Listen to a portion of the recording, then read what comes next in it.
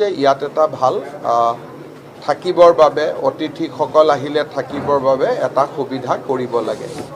মন্ত্ৰী জয়ন্ত মল্ল বৰুৱা ডাঙৰীয়াৰ প্ৰচেষ্টাত ইয়াত লোক নিৰ্মাণ বিভাগে 4,96,00,000 টকা ব্যয়েৰে অতিথিশালা এটা নিৰ্মাণ কৰি উলিয়াইছে।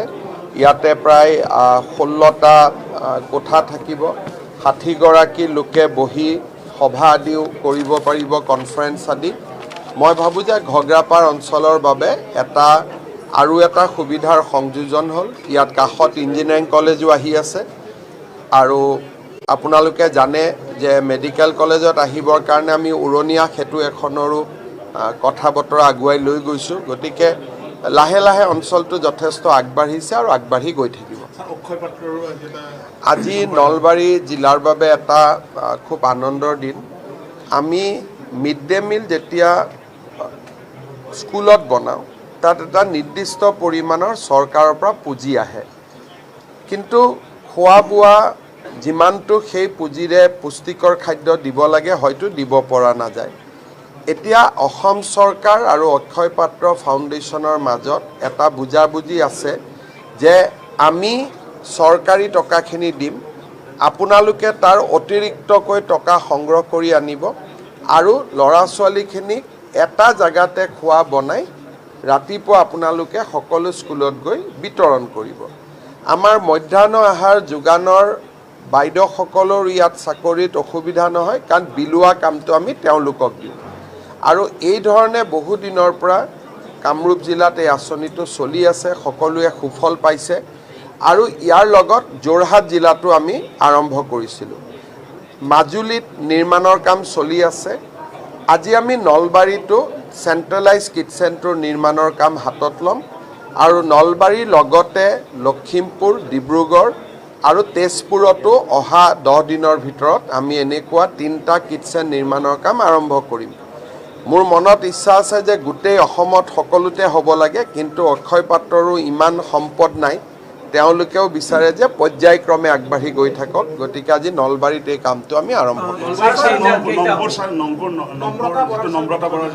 মই ৰাতিপুৱা মেঘালয়ৰ মুখ্যমন্ত্ৰী ডাঙৰীয়াৰ লগত কথা পাতিছোঁ। তেখেতক মই অনুৰোধ কৰিছোঁ যে আপুনি এজন ছিনিয়ৰ অফিচাৰক ইনকুৱাৰীৰ দায়িত্ব দিয়ক। মই টুইটো কৰিছোঁ, তেওঁ কৈছে যে মই আজিৰ দিনটোৰ ভিতৰতে আলোচনা কৰি ছিনিয়ৰ অফিচাৰ এজনক দিম। আৰু আমি গুৱাহাটীতো এই ঘটনাৰ আঁৰত কি আছে চাবৰ কাৰণে গুৱাহাটীতো আমি এটা প্ৰাথমিক অনুসন্ধান এটা ইতিমধ্যে আৰম্ভ কৰিছোঁ অসম পুলিচৰ দ্বাৰা। কেইটামান দিন লাগিব, যদি কিবা ঘটনা সঁচাই তাত কিবা আছে নিশ্চয় আমি ঘটনাটোৰ গুৰিলৈকে যাব পাৰিম। মই খালি এটাই অনুৰোধ কৰিম যে আমি যিবিলাক সমাজত কথা আলোচনা হৈ থাকে, অকণমান আমাৰ গাৰ্জেনৰ পৰা ডেকা ল'ৰা ছোৱালীলৈকে আমি যাতে অকণমান সচেতন হওঁ, সাৱধান হওঁ, সতৰ্ক হৈ থাকোঁ। অলপমান সমাজতো সামাজিক দিশতো এইবিলাকৰ ক্ষেত্ৰত কাম কৰাৰ প্ৰয়োজনীয়তা আছে। অসম আৰক্ষীয়ে নিজাকৈ যিহেতু ঘটনাটো নংপুত হৈছে, আইনমতে অসম আৰক্ষীয়ে তদন্ত কৰিব নোৱাৰে, কিন্তু অসম আৰক্ষীয়ে এটা প্ৰাথমিক অনুসন্ধান কৰিব যাতে আমি অনুসন্ধানত পোৱা মেটেৰিয়েলখিনি আমি মেঘালয়ক দিব পাৰোঁ। মই ইমান ভিতৰলৈকে যাব খোজা নাই, কাৰণ কেতিয়াবা অলপমান পুলিচৰ কাৰণে এৰি দিব লাগে। বাকীখিনি পুলিচে আপোনালোকক ক'ব। চাওক, মই কোনো বিশেষণ ব্যৱহাৰ কৰিব খোজা নাই, কিন্তু যিটো ঘটনা হৈছে সকলোৰে সন্মুখত আছে আৰু প্ৰত্যেকটো ঘটনাৰ পৰা আমি শিকিব লাগে। অভিভাৱকসকলেও শিকিব লাগে, পিতৃ মাতৃয়েও শিকিব লাগে আৰু যুৱ প্ৰজন্মই শিকিব লাগে। ভালখিনি আমি গ্ৰহণ কৰিব লাগে, বেয়াখিনি আমি আঁতৰাব লাগে। পৰ্টেল নহয়, আজি ফাইনেল অৰ্ডাৰ ওলাব। পৰ্টেলটো আগতে মুকলি হ'ল। আজিৰ দিনটোত 4 বজাত একেলগে 9,000 মানুহে হাতত ট্ৰান্সফাৰ অৰ্ডাৰ পাব, যিটো অসমত কেতিয়াও হোৱা নাই। না অফিচত আহিছে, না অফিচত গৈছে, নে কাৰোবাক খাতিৰ কৰিছে, একো কৰা নাই। আজি 4:30 বজাত সকলোৰে হাতত 9,000ৰ হাতত ট্ৰান্সফাৰ অৰ্ডাৰ পাই যাব।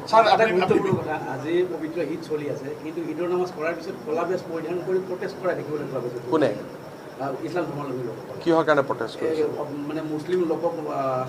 অত্যাচাৰ কৰাৰ এটা অভিযোগ তেওঁলোকে কৰিছে কোন জায়গাত বিভিন্ন জায়গাত পুৰা কৰা জানো কোনোবা এইবিলাক থাকে কোনোবাই কিন্তু বিদেশী বহিষ্কাৰো কৈছে যে অবৈধ বাংলাদেশী ভাৰতীয় হাৰাছমেণ্ট কৰে আমি দুটা বস্তু ঠিক কৰিছোঁ যে সুপ্ৰিম কোৰ্টত আমি আলোচনা কৰিম মই কোনোবা এটা সাংবাদিক মেলত কেতিয়াবা সুপ্ৰিম কোৰ্টে যেতিয়া চিটিজেনশ্বিপ এক্টৰ ওপৰত 6A তাৰ ওপৰত এটা শুনানি লৈছিলে আৰু সেইখন সাংবিধানিক বেঞ্চ আছিলে সাংবিধানিক বেঞ্চত এটা কথা সুপ্ৰিম কোৰ্টে উল্লেখ কৰিছে আমি পৰীক্ষা কৰি আছোঁ যে অসম চৰকাৰে বিদেশী বহিষ্কাৰৰ কাৰণে ন্যায়াধিকৰণতে গৈ থাকিব লাগে যে তেনেকুৱা কোনো কথা নাই ইমিগ্ৰেণ্টছ এক্সপেল অৰ্ডাৰ বুলি এখন পুৰণা আইন আছিল সুপ্ৰিম কোৰ্টে কৈছে যে এই আইনখন এতিয়াও বলবৎ আছে আৰু সেই আইনখন মতে ডিচিয়ে লগে লগে অৰ্ডাৰ কৰি পুছবেক কৰাৰো পাৰ্মিশ্যন দিব পাৰে এই কথাটো যিকোনো কাৰণতে হওক আমাৰ উকিলেও আমাক জনোৱা নাছিল আমিও গম পোৱা নাছিলোঁ যোৱা কেইদিনমানত এই গোটেই ঘটনাটো আমাৰ পোহৰলৈ আহিছে সেইকাৰণে আমি বিষয়টো আলোচনা কৰিম আৰু পুছবেক এইটো চলিব আৰু বিদেশী চিনাক্তকৰণৰ কাম NRCৰ কাৰণে ৰখি আছিল সেইটো এতিয়া আৰু অলপ আমি স্পীড আপ কৰিম আৰু সেই অলপ তীব্ৰ গতিত চলিব নহয় অকণমান তীব্ৰ গতিত চলিব আৰু এইবাৰ চিনাক্ত হ'লে আৰু আমি ট্ৰিব্যুনেলত পঠোৱা দৰকাৰ নাই পুনে পুনে আমি পোষ্টবেক কৰিম গতিকে তাৰ কাৰণে এইকেইদিন প্ৰস্তুতি চলি আছে আৰু আপোনালোকে বিদেশী পুছবেক কৰাৰ ক্ষেত্ৰত ইতিমধ্যে আমি বহুখিনি পুছবেক কৰিছোঁ কিন্তু যাৰ কোৰ্টত কেছ আছে আমি তাক কৰা নাই আৰু বাকী সংখ্যাটো লাহে লাহে বাঢ়ি গৈ আছে আৰু বাঢ়ি গৈ থাকিব এটা নলবাৰীত বিশেষ হেৰি আছে বেদখল ইতিমধ্যে 452 বিঘাৰ ডিচিয়ে নটিচ দিছে আৰু বিভিন্ন ৰিজাৰ্ভ দখল চক আমাৰ খুব ক্ষমতা আমাৰ যিটো কয় সীমিত কাৰণ পুলিচ একেখিনিয়ে যাক নটিচ দিছোঁ কোৰ্ট কাছাৰীও কৰে উকিলো একেখিনিয়ে জাজো একেখিনিয়ে গতিকে এই প্ৰক্ৰিয়াটো অলপ দীৰ্ঘকালীন যোৱা 4 বছৰত আমিতো বহুত এভিকশ্যন কৰিছোঁ আৰু এভিকশ্যন কৰা জেগাবিলাকত দ্বিতীয়বাৰ আমি সোমাবও দিয়া নাই কিন্তু এইবিলাক যুঁজি থাকোঁতে 10-15 বছৰ যুঁজিব লাগিব একেবাৰে লগে লগে আৰু বহুত সময়ত মানুহে নুবুজে যে নটিচখন দিলেই হ'ল নটিচখন দিলেও নহ'ব সুপ্ৰিম কোৰ্টে এটা নিয়ম বনাই দিছে তাকো পালন কৰিব লাগিব কিন্তু প্ৰত্যেকখন জিলাতে এটা অন্তত আমি এভিকশ্যন কৰিছোঁ আৰু আমাৰ দিনত আটাইতকৈ ডাঙৰ সফলতা হ'ল যে এতিয়া মানুহে মাটি দখল কৰিব ভয় কৰে আগতে যেনেকৈ দখল কৰিছিল মই এটা আপোনালোকক সৰু উদাহৰণ দিছোঁ কেইদিনমান আগতে মই গোৱালপাৰা পূবত গৈছিলোঁ গোৱালপাৰা পূবটো এটা হিন্দু সমষ্টি আছিলে এটা সময়ত বাঘবৰৰ পৰা নদী ভাঙা বুলি কৈ প্ৰায় 20-25 হাজাৰ মানুহ গোৱালপাৰাত বাঘবৰৰ পৰা গুচি গ'ল আৰু গোৱালপাৰা চিটটোত হিন্দুসকলৰ তেওঁলোক মাইনৰিটি হৈ গ'ল এই কথাটোকে মই মনত ভাবি আছোঁ যে যদি কোনোবা এটা সমষ্টিত নতুনকৈ মানুহ আহি সমষ্টিটোৰ জনগাঁথনি পৰিৱৰ্তন কৰে সিটো ৰাজনৈতিকভাৱে ভয়াৱহ সেইকাৰণে সিদিনাখন গোৱালপাৰাত গৈ মই নিজে পৰিৱেশটো লক্ষ্য কৰি আহিছোঁ আৰু তেওঁলোকে ভোটৰ নামটো বদলাই লয় আৰু ভোটৰ নামটো বাঘবৰত ৰাখিলেও বেলেগ কথা আছিলে যদি ইজনে সিজনৰ প্ৰতি আমি সন্মান নেদেখুৱাওঁ আৰু মানুহে যদি ভাবে যে আমি দখল কৰোঁ তেতিয়াহ'লে অসমৰ পৰিৱেশটো বেয়া হ'ব কিন্তু বাঘবৰৰ মানুহ যদি বাঘবৰতে থাকে জনিয়া মানুহ জনিয়াত থাকে নলবাৰী মানুহ নলবাৰীত থাকে তেতিয়া এই সংঘাতটো নোহোৱা হৈ যায় এই কথাটোকে মই আমাৰ সংখ্যালঘু নেতাখিনিক বুজাই থাকোঁ যে আপোনালোকে অলপ কিছুমান কথা বুজক যদি আমিও আপোনাৰ কথা বুজো আপুনিও আমাৰ কথা বুজে তেতিয়াহ'লে অসমতো অশান্তি গণ্ডগোল ক'তো নহয় প্ৰথমতে মাটি ল'ব মাটাৰ পিছত তাতে ভাড়াঘৰ বনাব ভাড়াঘৰ বোৱাৰ পিছত ভোটাৰ তালিকাৰ নামটো বদলাব এইটো অলপ বেয়া প্ৰক্ৰিয়া হ'ব বহু কাৰ্যালয় মই ইতিমধ্যে উদ্বোধন কৰিছোঁ আৰু মই আপোনালোকক ক'ব পাৰোঁ যে এতিয়ালৈকে উদ্বোধন হোৱা গোটেইবিলাক কাৰ্যালয়ৰ ভিতৰত ঘগ্ৰাপাৰটো আটাইতকৈ ডাঙৰ আৰু আটাইতকৈ সুন্দৰ ইমান ধুনীয়াকৈ মিটিং কৰিব পৰা এই প্ৰেক্ষাগৃহটোৱে এই কাৰ্যালয়টোৰ সৌন্দৰ্য বহু গুণে বৃদ্ধি কৰিছে। মই নলবাৰী জিলা ভাৰতীয় জনতা পাৰ্টি আৰু ঘগ্ৰাপাৰ মণ্ডল বিজেপিৰ কাৰ্যকৰ্তাসকলক অভিনন্দন জনাইছোঁ। আমি যেতিয়াই দলৰ কাৰ্যালয় মুকলি কৰিবলৈ যাওঁ তেতিয়াই কংগ্ৰেছ আৰু বিজেপিৰ মাজত থকা পাৰ্থক্যবোৰ আমাৰ মনলৈ আহে। দীৰ্ঘদিন ধৰি মই নিজেও কংগ্ৰেছত আছিলোঁ আৰু বিজেপি দলত যোৱা এটা দশক ধৰি কাৰ্যকৰ্তা হিচাপে কাম কৰাৰ পিছত দুয়োটা দলৰ পাৰ্থক্য মই নিচেই ওচৰৰ পৰা দেখা পাবলৈ সক্ষম হৈছিলোঁ। কেইটামান পাৰ্থক্য, আমাৰ দলৰ যিকোনো সিদ্ধান্ত আমাৰ দলৰ কাৰ্যালয়ত হয়। আপোনালোকে প্ৰায়ে দেখিব যে নৰেন্দ্ৰ মোদী ডাঙৰীয়া ভাৰতৰ প্ৰধানমন্ত্ৰী, বিশ্বৰ এজন সৰ্ববৃহৎ ৰাজনৈতিক নেতা, কিন্তু যেতিয়াই দলৰ কিবা সিদ্ধান্ত হয় বা দলৰ মিটিং হয় তেখেতে সদায়ে বিজেপিৰ কাৰ্যালয়লৈ যায়, কিন্তু বিজেপিৰ মিটিং কেতিয়াও তেওঁ প্ৰধানমন্ত্ৰীৰ আৱাসত নকৰে। তেওঁ বিজেপিৰ মিটিং সদায় প্ৰধানমন্ত্ৰীৰ কাৰ্যালয়ত পৰিৱৰ্তে আমাৰ যি দিল্লীত কাৰ্যালয় আছে তাতেই তেখেতে মিটিঙলৈ আহে, মিটিঙলৈ বহে। আপোনালোকে যদি অসমতো দেখা পায়, আমাৰ আজি দিলীপ শইকীয়া ডাঙৰীয়া আমাৰ সভাপতি, মই অসমৰ মুখ্যমন্ত্ৰী, কিন্তু দলৰ যেতিয়া মিটিং হ'ব মই কেতিয়াও জনতা ভৱনত দলৰ মিটিং নাপাতো। মই সদায় বাজপেয়ী ভৱনলৈ যাওঁ আৰু দলৰ সভা সমিতি আমি বাজপেয়ী ভৱনতহে অনুষ্ঠিত কৰোঁ। তাৰ মানে আমাৰ বাবে দলৰ কাৰ্যালয়টো আমাৰ বাবে এটা মন্দিৰৰ স্বৰূপ, এটা উপাসনাস্থলীৰ স্বৰূপ। আৰু আজিৰ দিনটোত মই ঘগ্ৰাপাৰ মণ্ডল বিজেপিৰ কাৰ্যকৰ্তাসকলকো অনুৰোধ কৰিম, আপোনালোকে যেন এই কাৰ্যালয়টোৰ সৌন্দৰ্য আৰু ইয়াৰ গাম্ভীৰ্যতা দুয়োটাই যাতে আপোনালোকে সদায় বৰ্তাই ৰখায়, তাৰ বাবে মই আপোনালোকক অনুৰোধ কৰিম। দ্বিতীয়তে, কংগ্ৰেছ দলৰ কোনো কাৰ্যসূচী নাই। এজন কংগ্ৰেছী মানুহক যদি আপোনালোকে কেতিয়াবা টিভিৰ সন্মুখত আনি এটা কুইজ সোধে যে গান্ধী পৰিয়াল ডাঙৰ নে ৰাষ্ট্ৰ ডাঙৰ, তেওঁলোকে একেচাতে উত্তৰটো দিব নোৱাৰে। তেওঁলোকে বুৰবুৰাই থাকিব, কিন্তু উত্তৰ নিদিয়ে। কাৰণ তেওঁলোকৰ মনত সদায় সন্দেহ থাকে যে ৰাষ্ট্ৰ ডাঙৰ নে সোনিয়া গান্ধী, ইন্দিৰা গান্ধী, ৰাহুল গান্ধী ডাঙৰ। সেইকাৰণে তেওঁলোকে কেতিয়াও উত্তৰ নিদিয়ে। কিন্তু বিজেপি মানুহ এজনক যদি আপোনালোকে সোধে যে বিজেপি ডাঙৰ নে ভাৰত মাতা ডাঙৰ, আমি 1 মিনিটতে ভাৰত মাতা কি জয় বুলি কোৱাৰ আমাৰ শক্তি আছে, আমাৰ সাহস আছে।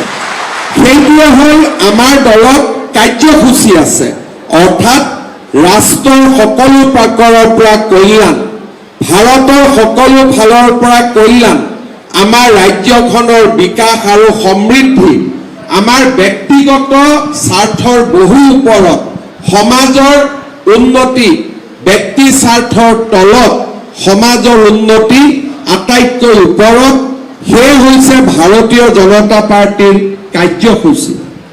ভাৰতীয় জনতা পাৰ্টিত কাৰ্যকৰ্তা আছে। আমাৰ দলৰ সৰ্বোচ্চ নেতাজনেও নিজৰ পৰিচয় ভাৰতীয় জনতা পাৰ্টিৰ মই নেতা বুলি নিদিয়ে। তেওঁলোকে গৌৰৱেৰে সৈতে কয় যে মই ভাৰতীয় জনতা পাৰ্টিৰ এজন কাৰ্যকৰ্তা। আমাৰ দলটোত নেতা নাই, আমাৰ দলটোত কাৰ্যকৰ্তা আছে। কোনোবাই যদি দায়িত্ব পায় সি আমি দায়িত্বহে গ্ৰহণ কৰোঁ, কিন্তু আমাৰ দায়িত্ব আজি আছে, কালি দায়িত্ব নাথাকিব। কিন্তু এটা পৰিচয় আমি নিজৰ লগত শ্মশানলৈ লৈ যাম, সেইটো হ'ল ভাৰতীয় জনতা পাৰ্টিৰ কাৰ্যকৰ্তাৰ পৰিচয়। আৰু সেই পৰিচয়টো জন্মতে আমাৰ হয়তো সেই পৰিচয় নাছিলে, কিন্তু যিদিনাখনৰ পৰা আমি এই পৰিচয় লৈছোঁ, আমি একেবাৰে সময়লৈকে আমি অগ্নিত প্ৰজ্বলিত হৈ নাযাওঁ, সেই সময়লৈকে আমি ভাৰতীয় জনতা পাৰ্টিৰ কাৰ্যকৰ্তা হৈয়ে থাকিম আৰু সেইটো আমাৰ সদায় পৰিচয়। আৰু ভাৰতীয় জনতা পাৰ্টিয়ে যেতিয়াই নিৰ্বাচন আহে বা নিৰ্বাচন নাহে, আমাৰ দল পৰিচালনাৰ বাবে আমি ৰাইজৰ পৰা সংগ্ৰহ কৰি আমি কোষ নিৰ্মাণ কৰোঁ। কাৰ্যালয়, কাৰ্যসূচী, কাৰ্যকৰ্তা আৰু কোষ, এই চাৰিটা কৰ হৈছে আমাৰ দলৰ এক প্ৰাণকেন্দ্ৰ, আমাৰ দলৰ আটাইতকৈ ডাঙৰ চালিকা শক্তি। পণ্ডিত দীনদয়াল উপাধ্যায়ে যেতিয়া ভাৰতীয় জনতা পাৰ্টি নিৰ্মাণ কৰিছিল, তেখেতে কৈছিল ভাৰতবৰ্ষৰ প্ৰধান লক্ষ্য হোৱা উচিত পশ্চিমীয়া আৰ্হিৰ ওপৰত নিৰ্ভৰ নকৰি থলুৱা উন্নয়নৰ আৰ্হি গঢ়ি তোলা। তেওঁ পুঁজিবাদী ব্যক্তিবাদ আৰু মাৰ্ক্সবাদী সমাজবাদ, এই দুয়োটা আগ্ৰাসী দৰ্শনৰ বিৰোধিতা কৰি ভাৰতীয় সমাজখনক মধ্যম পন্থা আদৰি ল'বলৈ প্ৰেৰণা যোগাইছিল। পুঁজিবাদ আৰু সমাজবাদ, এই দুয়োটা ব্যৱস্থাকে মূল্যায়ন কৰি পণ্ডিত দীনদয়াল উপাধ্যায়ে আমাক একান্ত মানৱতাবাদৰ আমাক আদৰ্শৰ উপহাৰ দিছিল। উপাধ্যায়দেৱে আমাক কৈছিল আমাৰ দেহ, মন, বুদ্ধি আৰু আত্মা, এই চাৰিটা মানৱ জাতিৰ চাৰিটা সাৰ্বজনীন উদ্দেশ্য ক্ৰমে ধৰ্ম, অৰ্থ, কাম আৰু মোক্ষৰ সৈতে একাত্ম। সনাতনত যেতিয়া আমি কথা পাতোঁ, আমাৰ জীৱন কেনেকৈ আগবাঢ়ে, চাৰিটা বিন্দুক লৈ আমাৰ জীৱন আগবাঢ়ে: ধৰ্ম, অৰ্থ, কাম, মোক্ষ। আৰু তাৰে প্ৰতিপদ বা তাৰে সমানুপাতিক উপাদান কেইটাই হ'ল দেহ, মন, বুদ্ধি আৰু আত্মা। পণ্ডিত দীনদয়াল উপাধ্যায়ে কৈছিল পুঁজিবাদ আৰু সমাজবাদৰ সমস্যাটো হ'ল যে এই দুয়োটা মতাদৰ্শই কেৱল শৰীৰ আৰু মনৰ প্ৰয়োজনীয়তাক বিবেচনা কৰে, আৰু সেইকাৰণে এই দুয়োটা দৰ্শনক আমি বস্তুবাদী আদৰ্শৰ ওপৰত গঢ় লৈ উঠা বুলি ক'ব পাৰোঁ। সামাজিক ব্যৱস্থাত দীনদয়াল উপাধ্যায়দেৱে সদায় কৈছিল যে ব্যক্তিবাদ কেতিয়াও সৰ্বোচ্চ হ'ব নোৱাৰে। তেওঁ সাম্যবাদকো নাকচ কৰিছিল, য'ত ব্যক্তিসত্তাক সম্পূৰ্ণৰূপে নস্যাৎ কৰা হয়। পণ্ডিত দীনদয়াল উপাধ্যায়ৰ মতে সমাজখনৰ জন্ম হৈছিল এটা নিৰ্দিষ্ট জাতীয় আত্মা বা প্ৰমূল্যবোধ থকা প্ৰাকৃতিক জীৱ হিচাপে। সেয়েহে সামাজিক জীৱৰ প্ৰয়োজনীয়তা ব্যক্তিৰ প্ৰয়োজনীয়তাৰ সমান্তৰাল। ভাৰতীয় জনতা পাৰ্টিয়ে আমাৰ আদৰ্শৰ লগত পবিত্ৰ সনাতন হিন্দু ধৰ্ম আৰু ভাৰতীয় সভ্যতাৰ যিসমূহ মহান উপাদান আছে, সেই উপাদানসমূহক একাকাৰ কৰি আমাক ভাৰতীয় হিচাপে নিৰ্মাণ কৰাৰ ওপৰত গুৰুত্ব দিয়ে। আজি আমি যদি দেখা পাওঁ যে প্ৰতিটো পৰ্যায়তে ভাৰতীয় জনতা পাৰ্টিয়ে ভাৰতীয় সভ্যতা আৰু ভাৰতীয় সংস্কৃতিক আগুৱাই লৈ যাবৰ বাবে আমি সৰ্বোচ্চ ত্যাগ কৰি আজি আগবাঢ়ি আহিছোঁ। 1983 চনত 5 আৰু 6 এপ্ৰিলত ভাৰতীয় জনতা পাৰ্টিৰ নিৰ্মাণৰ প্ৰথম দিনটো আৰম্ভ হৈছিল। সেই বছৰে 28-30 ডিচেম্বৰত বম্বেৰ সমতা নগৰত 50,000 প্ৰতিনিধিৰ উপস্থিতিৰে ভাৰতীয় জনতা পাৰ্টিৰ প্ৰথম পূৰ্ণাংগ অধিৱেশন আৰম্ভ হৈছিল। অধিৱেশনত অটল বিহাৰী বাজপেয়ী ডাঙৰীয়াই এটা ভৱিষ্য দৰ্শন কৰিছিলে। তেখেতে কৈছিল আন্ধেৰা ছাটেগা, সূৰজ নিকালেগা और कमल खिलेगा। 1980 চনত যেতিয়া প্ৰধানমন্ত্ৰী অটল বিহাৰী বাজপেয়ী ডাঙৰীয়াই কৈছিল কমল খিলেগা, কোনেও বিশ্বাস কৰা নাছিল। কিন্তু সেইগৰাকী মহান আত্মাৰ ভৱিষ্যতবাণী ইমানেই স্পষ্ট আছিল যে আজি অটল বিহাৰী বাজপেয়ী ডাঙৰীয়া আৰু নৰেন্দ্ৰ মোদীৰ দৰে দুইগৰাকী প্ৰধানমন্ত্ৰী ভাৰতবৰ্ষই লাভ কৰিবলৈ সক্ষম হৈছে। আজি নৰেন্দ্ৰ মোদী ডাঙৰীয়াৰ জৱাহৰলাল নেহৰুৰ পিছত প্ৰথমবাৰ তৃতীয়বাৰলৈ নিৰ্বাচিত হোৱা আমাৰ দেশৰ প্ৰধানমন্ত্ৰী হিচাপে অভিলেখ সৃষ্টি কৰিব পাৰিছে। আমাৰ সমগ্ৰ দেশতে আজি ভাৰতীয় জনতা পাৰ্টিৰ চৰকাৰ প্ৰতিষ্ঠা হৈছে আৰু অসমতো আপোনালোকৰ আশীৰ্বাদত আমি দুবাৰ একেৰাহে চৰকাৰ কৰিছোঁ আৰু 2026 চনত একেৰাহে আমি তিনিবাৰকৈ চৰকাৰ গঠন কৰি অভিলেখ সৃষ্টি কৰিম। শ্ৰদ্ধা ৰাইজ, ভাৰতীয় জনতা পাৰ্টিৰ কাৰ্যালয় নিৰ্মাণৰ এই শুভ দিনটো মই পুনৰ এবাৰ আপোনালোকক ভাৰতীয় জনতা পাৰ্টিৰ আদৰ্শৰে পৰিচালিত হৈ আমাৰ ভাৰতীয় সভ্যতাৰ আত্মাক জীয়াই ৰাখিবলৈ আৰু তাৰ বাবে সকলোকে প্ৰচেষ্টা চলাবলৈ মই আহ্বান জনাইছোঁ। আজি ঘগ্ৰাপাৰত এই ভাৰতীয় জনতা পাৰ্টিৰ কাৰ্যালয় নিৰ্মাণে আমাক সঁচাকৈ প্ৰেৰণা যোগাইছে। লাহে লাহে আপোনালোকে দেখিছে ঘগ্ৰাপাৰৰ চাৰিওফালে উন্নয়নৰ এক নতুন দিগন্ত আহিছে। ইয়াত মেডিকেল কলেজ নিৰ্মাণ হৈছে, ইঞ্জিনিয়াৰিং কলেজ ইয়াত নিৰ্মাণ হোৱাৰ কাম চলি আছে আৰু মানুহৰ দুখ আৰু দুৰ্দশা আঁতৰাবৰ কাৰণে হাইৱে দুইটা মূৰক সংযোগ কৰি খুব সোনকালে উৰণীয়া সেতুৰ নিৰ্মাণৰ কামো আমি ইয়াতে আৰম্ভ কৰিম। মই বিশ্বাস কৰোঁ যে এনেকৈ নলবাৰী হওক, ডিব্ৰুগড় হওক, যোৰহাট হওক, শিলচৰ হওক, তেজপুৰ হওক, নগাঁও হওক, ধুবুৰী হওক, বৰপেটা হওক, আমি অসমখনক উন্নয়নৰ নতুন দিগন্তলৈ আগুৱাই লৈ যাম। অহা কেইটামান দিনত আমাৰ কাৰ্যকৰ্তাসকলৰ বহুতো দায়িত্ব আছে। চৰকাৰৰ কেইবাটাও আঁচনি অহা কেইটামান দিনত আৰম্ভ হ'ব। এই আঁচনিসমূহৰ সুফল মহিলা উদ্যমিতাই হওক, অৰুণোদয় হওক, মুখ্যমন্ত্ৰীৰ আত্মনিৰ্ভৰ অসমে হওক, সুলভ মূল্যত বিভিন্ন সামগ্ৰী ৰাইজক যোগদান ধৰাই হওক, বহুবিলাক আঁচনিৰ কাম অহা কেইটামান মাহত আৰম্ভ হ'ব। আমাৰ লক্ষ্য হ'ল যে 2025 চনৰ ভিতৰতে আমি যাতে আমাৰ চৰকাৰৰ ঘোষিত প্ৰত্যেকটো আঁচনিৰ ফল ৰাইজৰ মাজলৈ লৈ যাব পাৰোঁ। সেইবাবে আপোনালোকৰ যথেষ্ট দায়িত্ব বাঢ়িব।